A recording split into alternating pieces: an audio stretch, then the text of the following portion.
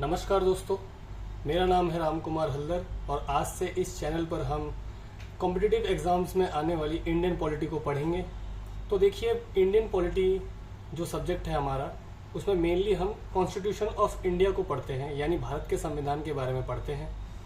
भारत के संविधान को जब हम पढ़ते हैं तो हमने उसको कुछ पार्ट्स में बांट रखा है। जैसे हम पहले प्रियम्बल पढ़ेंगे, फिर इसके शेड्यूल्स पढ़ेंगे, फिर पार्ट्स पढ़ेंगे, फिर आर्टिकल्स पढ़ेंगे और कॉन्स्टिट्यूशन अमेंडमेंट्स को पढ़ेंगे।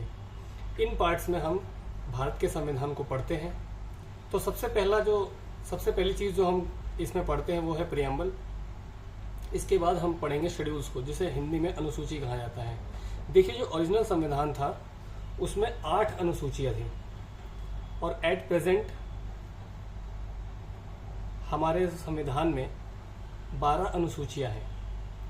ऐसे ही पार्ट्स, अब देखिए इतना बड़ा संविधान है तो उसको हमने इजी हमारे पढ़ने के लिए, इजी बनाने के लिए हमने उसको पार्ट्स में बांट रखा है और हर एक पार्ट में पर्टिकुलर आर्टिकल्स हैं जो उस टॉपिक से रिलेटेड बताते हैं। जैसे भारत का संविधान में जो पार्ट 1 है, पार्ट 1 बात करता है कि भारत का जो टेरिटरी है वो कैसी होगी, मतलब कितनी दूर तक भारत फैला हुआ है, कौन से राज्य भारत में है और भारत में कैसे नए राज्य बन सकते हैं या कैसे एक राज्य टूट के अलग अलग राज्यों में बढ़ सकता है। ये पहले पार्ट में है। ऐसे ही दूसरे पार्ट में नागरिकता के बारे में बात की जाती है।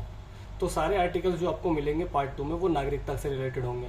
ऐसे ही पार्ट 3 में मौलिक अधिकार, जितने भी मौलिक अधिकार हैं हमारे, वो सारे पार्ट 3 में मिलते हैं। तो इस तरह से हमने हमारे संविधान के पार्ट्स बना रखे हैं। तो जो ओरिजिनल कॉन्स्टिट्यूशन था उसमें 22 पार्ट थे और अब जो आज के प्रेजेंट है उसमें 25 पार्ट हो चुके हैं। ऐसे ही जो आर्टिकल्स हैं, मतलब हर पार्ट के अंदर एक पर्टिकुलर आर्टिकल होता है जो हमें एक रूल बताता है, एक लॉ बताता है। तो जो ओरिजिनल संविधान था हमारा उसमें 395 आर्टिकल्स थे और आज इन आर्टिकल्स की संख्या 400 से भी ज़्यादा हो चुकी है। अराउंड 450 आर्टिकल्स हो चुके हैं आज। और जो संविधान में संशोधन हुए हैं वो आज की डेट में 106 है। जो लेटेस्ट संविधान में संशोधन हुआ था वो सितंबर 2023 में हुआ था। तो इस तरीके से हम भारत के संविधान को पढ़ेंगे। हम पहले प्रियम्बल के बारे में पढ़ेंगे, जिसे प्रस्तावना कहते हैं, फिर हम अनुसूचियाँ पढ़ेंगे, फिर हम पार्ट्स पढ़ेंगे, फिर हम आर्टिकल्स पढ़ेंगे और उसके बाद हम संविधान संशोधनों को पढ़ेंगे।